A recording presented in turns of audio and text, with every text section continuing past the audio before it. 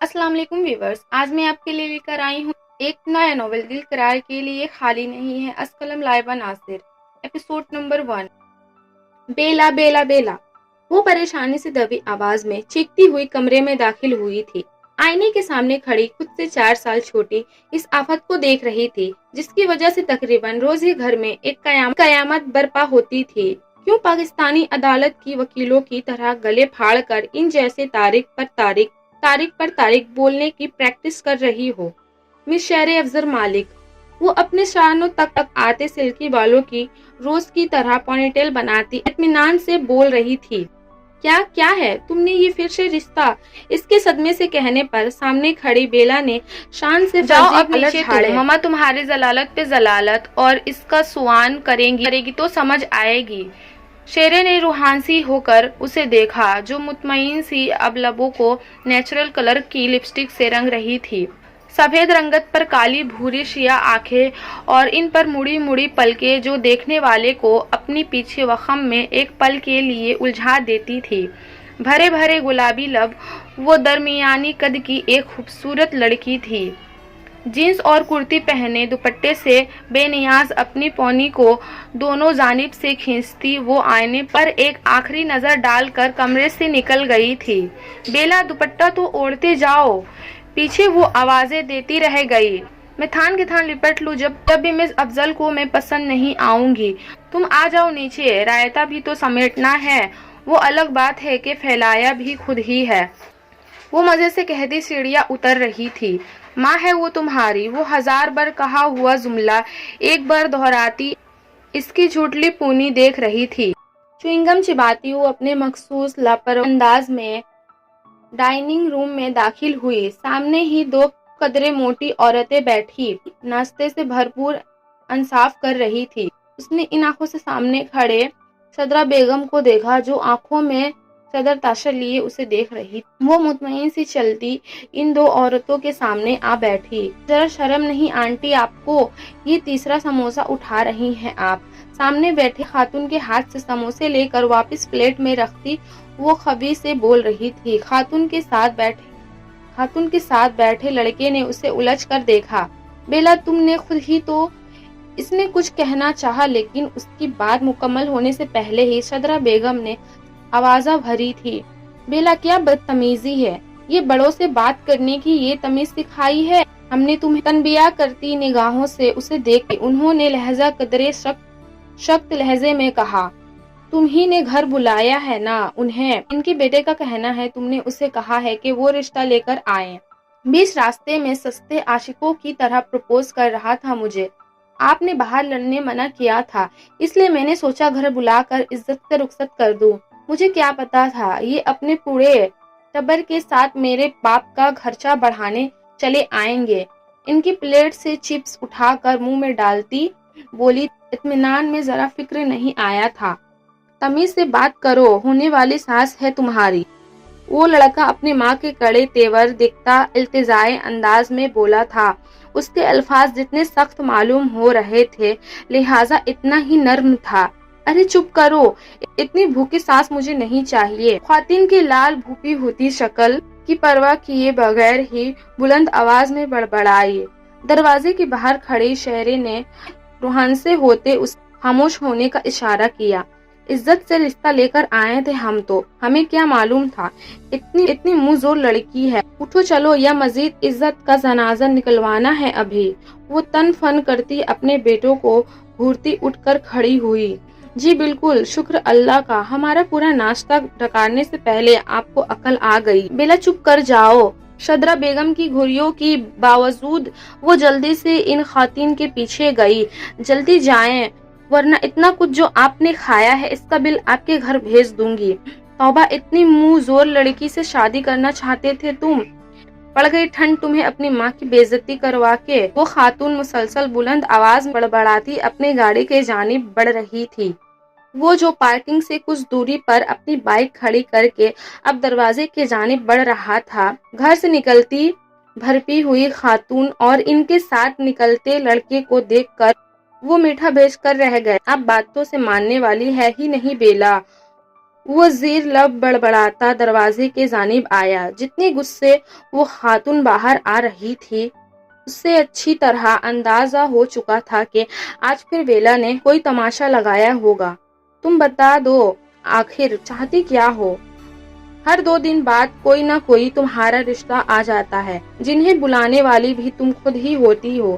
یہ کیا طریقہ ہے بیلا کسی کو سبق سکھانے کا؟ اب اگر تم نے اس طرح کی کوئی حرکت کی تو سچ میں تمہیں اس کے ساتھ رخصت کر دوں گی جس کا تم رشتہ لاؤ گی۔ لاؤنج میں داخل ہوا تو حسب کا وہاں عدالت سجی ہوئی تھی۔ وہ سامنے اطمینان سے بیٹھی شدرا بیگم کی باتیں سن رہی تھی۔ اس کے انداز سے لاپرواہی وجہ ہو رہی تھی جو شدرا بیگم کے غصے اضافہ کا باعث بن رہی تھی۔ ماما اس نے کچھ بدتمیزی کی تھی۔ شیریں ہمیشہ کی طرح آج بھی اسے بچانے کی کوشش میں لگی ہوئی تھی۔ اس کے 2 مقصد ہیں۔ اطمینان سے ٹانگ پر ٹانگ چڑھا کر بیٹھنے کے بعد وہ ان سب کی جانب ایک نظر ڈال کر بولی، ایک تو یہ کہ اس نے جو میری بے عزتی کی بیچ راستے میں پرپوز کر کے میں نے اسے گھر بلا کر سموسے سے کھلا کر عزت سے رخصت کیا تو میں تو اچھی ہوں۔ اس نے آنکھیں پٹپٹا کر انہیں دیکھا۔ اپنے پیچھے کھڑے ابراہیم کو نہیں دیکھ سکی جو شدرا بیگم کے ساتھ اسے خونخوار نظروں سے دیکھ رہا تھا۔ اور دوسرا یہ کہ آپ کو پتہ چل جائے افضل کے بیلا افضل مالک کسی سے کم نہیں ہے۔ دیکھ لے میری قدردانوں کی لمبی فہرست۔ لمبی پر پورا زور لگا کر کہتی ہے وہ سکون سے ان کا اطمینان غارت کر کے اپنے کمرے کے جانب بڑھ گئی۔ دیکھ رہے ہو تم یہ سب تمہارے بابا اور افضل صاحب کے لاڈ پیار کا نتیجہ ہے۔ اب اس طرح اپنی اہمیت جتائے گی سے بولے تھے۔ وہ انہیں تسلی دیتا ضبط سے تنی رگوں کے ساتھ خود بھی اس کے کمرے کے جانب بڑھا۔ کراچی کے اس پوش علاقے میں بنے اس چھوٹے مگر خوبصورت گھر میں اطہر مالک اور افضل مالک اپنے گھرانوں کے ساتھ مکین تھے۔ دونوں بھائیوں میں عمروں کا فاصلہ زیادہ نہیں تھا۔ اطہر مالک نے اپنی پسند سے نگینہ بیگم سے شادی کی تھی جو کہ ان خالہ زاد بھی تھی۔ اطہر مالک نے اپنی بیوی سے بے انتہا محبت کرنے والے ثابت ہوئے تھے۔ شادی کے 1 سال بعد ابراہیم اطہر مالک ان کی گود میں آیا۔ بھوری آنکھوں والا یہ بچہ گھر میں سب کو ہی بہت پیارا تھا۔ نگینہ بیگم ابراہیم کی پیدائش کے بعد سے ہی کچھ بیمار رہنے لگی تھی۔ 3 سال کے بعد اللہ نے ایک بار انہیں نعمت سے نوازا۔ زوار مالک جو گھر والوں کے ساتھ ابراہیم کا بھی کافی لاڈلا تھا، جبکہ افضل مالک کی شادی والدین کی پسند سے شدرا بیگم سے ہوئی تھی۔ میاں بیوی ہونے کے باوجود بھی شروعات سے شدرا بیگم اور افضل مالک میں اندیکھی سی ایک دیوار تھی جسے انہوں نے دور کرنے کی کوشش نہیں کی۔ نہ شدرا بیگم نے اپنی محبت سے اس دیوار کو گرانے کے بارے میں کچھ سوچا۔ بظاہر تو وہ دونوں ٹھیک ہی تھے لیکن ایک خلش سی تھی جسے شاید کسی نے محسوس نہیں کیا۔ شیریں جو ابراہیم سے 1 سال چھوٹی جبکہ زوار سے 2 سال بڑی تھی اور شیریں سے 4 سال چھوٹی بیلا افضل مالک ہے۔ دونوں بہنیں شکل صورت کے ساتھ ساتھ عادت اطوار میں بھی ایک دوسرے کے بالکل متضاد تھے۔ شہر گندمی رنگت اور مناسب نقوش کی مالک کم گوشتی سی لڑکی تھی۔ اس کی رنگت بیلا جیسی شفاف نہیں تھی لیکن اس کی آنکھیں بہت خوبصورت تھی۔ نگینہ بیگم زوار کی پیدائش کے وقت انتقال کر گئی۔ ان کے انتقال کے بعد اطہر مالک کو خود اپنا بھی ہوش نہیں رہا تھا۔ ایسے میں شدرا بیگم نے ہی ابراہیم اور زوار کی بھی ذمہ داری لے لی تھی جیسے وہ آج تک بہت آسان طریقے سے نبھا رہی تھی ان کی اماں جان بن کے۔ بیلا شدرا بیگم سے زیادہ قریب نہیں تھی، وجہ اس کی جدی اور اکڑ طبیعت تھی۔ یہ کوئی نہیں جان سکا تھا۔ حد درجہ منہ پھٹ اور قدرے بدتمیز بیلا پسند تو ابراہیم کو بھی نہیں تھی۔ کاش یہ بات آپ مجھے محبت سے کہہ دیتی ماما، اسی شفقت بھرے انداز سے کہہ دیتی جیسے شیریں سے کہتی ہیں۔ باخدا میں بالکل ویسی ہی بن جاتی ماما جیسی آپ کو پسند آتی، لیکن آپ اپنی سوچوں میں گم۔ وہ تیل جھلاتی اپنے کمرے کی جانب بڑھ رہی تھی جب اسے بازوؤں سے تھام کر کسی نے جھٹکے سے کھینچا۔ غصے سے اپنی جانب تکتے ابراہیم کو دیکھ کر اس کا حلق تک کڑوا ہو گیا تھا۔ سمجھتی کیا ہے آپ خود کو؟ بہت مزہ آتا ہے آپ کو ہم سب کو پریشان کر کے۔ سختی سے اس کے بازوؤں پر گرفت بڑھاتے وہ سلگتے لہجے میں بول رہا تھا۔ میں آپ کا جوابدہ نہیں ہوں، چھوڑے میرا ہاتھ۔ اس کی گرفت نے فرفراتی وہ اسی لہجے میں اس سے بات کر رہی تھی۔ یہ تو بیلا مالک کا اصول، گیوائن ٹیک کا اصول، جو دو گے واپس لوٹ کر وہی آئے گا۔ آپ ہے جوابدہ، مجھے سمجھ رہی ہیں۔ میری اماں جان کی آنکھوں میں آپ کی وجہ سے آنسو آئے، اس کی جواب دہی بھی آپ سے کروں گا۔ ایک ہاتھ پچھلے لے جا کر وہ اس کی دونوں بازو سختی سے جکڑ چکا تھا۔ بہت شوق ہے آپ کو لوگوں کے سامنے آ کر اپنی قدردانی ظاہر کرنے کا۔ دوسرے ہاتھ سے اس کا چہرہ جکڑ کر اس کی آنکھوں میں دیکھتے وہ ایک ایک لفظ چبا چبا کر ادا کر رہا تھا۔ تکلیف کے بعد چمکتی نمی وہ بآسانی دیکھ رہی تھی، لیکن اب بھی ڈھیٹ بنی اسی طرح خود کو بھی اس کی آنکھوں کے سامنے دیکھتی اس کے آہینے گرفت سے نکلنے کی شئی کر رہی تھی۔ دوپٹہ لے لینے سے شان گھٹ جائے گی آپ کی۔ بہت شوق ہے آپ کو اپنی نمائش کرنے کا۔ اس کی آنکھوں میں چمکتے آنسو کو دیکھ کر اس کی گرفت میں کچھ نرمی در آئی تھی، لہجہ ہنوز آگ برستا ہوا تھا۔ میں کہہ رہی ہوں چھوڑے مجھے، میں کیا کر رہی ہوں کیا نہیں، اس کے لیے میں نہ آپ کی اماں جان کو جوابدہ ہوں اور نہ ان کے لاڈلے بیٹے، زیادہ باپ نہیں بنے میرے۔ غصے اور درد کی شدت سے اس کی آواز روندھ گئی تھی۔ اس کی گرفت سے اپنے بازو آزاد کرواتی وہ سرد لہجے میں بول کر آگے بڑھنے لگی تھی۔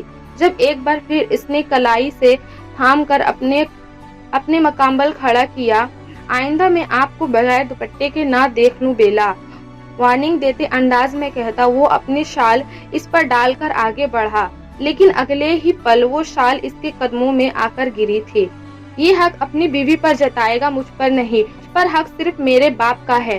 اس کی شال اس کے قدموں کے جانب اچھال کر وہ تن فن کرتی اپنے کمرے کا دروازہ کھول کر جا چکی تھی۔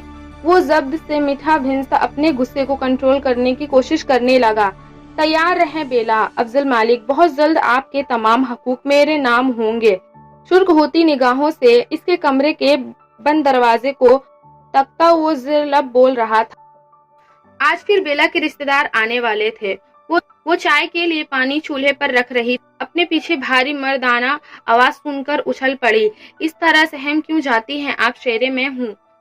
زوار کی آواز پر وہ گہری سانس لیتی ہے، اسبات میں سر ہلا گئی، وہ بھی ہوں کر سر ہلا کر رہ گیا۔ اس طرح اچانک سے آ گئے تم تو اس لیے، اور یہ شیرے کیا ہوتا ہے؟ آپ ہی کہا کرو۔